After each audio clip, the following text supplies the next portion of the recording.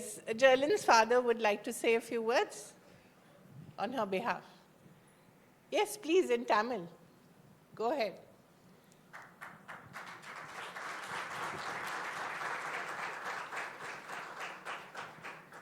பெரிய தமிழில் தான் தெரியும், தமிழில் பேசி பெரிய ஒரு லெஜெண்ட்ஸ் மத்தியில் ஒரு சின்ன பொண்ணுக்கு தேவி அவார்ட்ஸ் கிடைக்கிதுன்னா அது ஜெர்லின் செஞ்ச மிகப்பெரிய ஒரு பாக்கியம். ரெண்டாவது, கடவுள் அவளுக்கு கொடுத்த ஒரு வரம் இது. ஜெர்லின் 1.5 வயசில் தான் அவங்களுக்கு காது கேட்காது, வாய் பேச முடியாது. She is deaf and dump.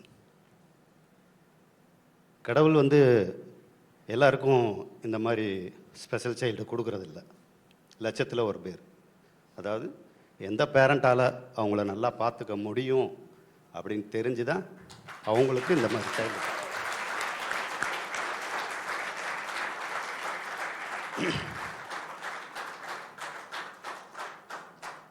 அப்படி ஒரு குழந்தைய எனக்கு கொடுத்ததில் நான் மிக கர்வமாகவும் பெருமையாகவும் கடவுளுக்கு அவரோட சொல் அப்படிங்கிறதுல என் பொண்ணை நான் வளர்த்து வந்தேன்.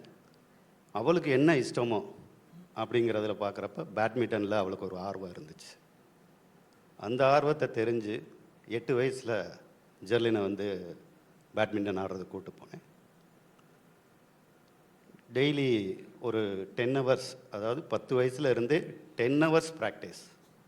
நான் அவளை ஆரம்பத்திலேருந்தே சாதாரணமாக சும்மா பொழுதுபோக்காக விளையாடக்கூடாது. பெண்கள் எந்த விதத்திலும் தாழ்ந்தவங்க இல்லை, இப்படி இருக்கிற ஒரு பொண்ணாலையும் சாதிக்க முடியும் அப்படின்னு சொல்லி தான் நான் அவளை ஃபுல் அண்ட் ஃபுல் ஸ்போர்ட்ஸில் டெய்லி 8 மணி நேரம் ப்ராக்டிஸ். அதனோட கடவுள் கொடுத்த மிகப்பெரிய ஒரு வரம் என்னன்னா, 13 வயசில் அவங்க டெஃப் ஒலிம்பிக்கில் பார்ட்டிசிபேட் பண்ணாங்க. அந்த ஒலிம்பிக்கில் பார்ட்டிசிபேட் பண்ணுறப்ப யங்கஸ்ட் கேர்ள் இந்த ஒலிம்பிக் பிரேசிலில் நடந்துச்சு, டர்க்கியில் நடந்துச்சு. அப்போ யங்கஸ்ட் கேர்ள்னு சொல்லி ஒரு அவார்டு கொடுத்தாங்க ஒலிம்பிக்கில். பட் மேட்ச்சில் எதுவும் ஜெயிக்கலை.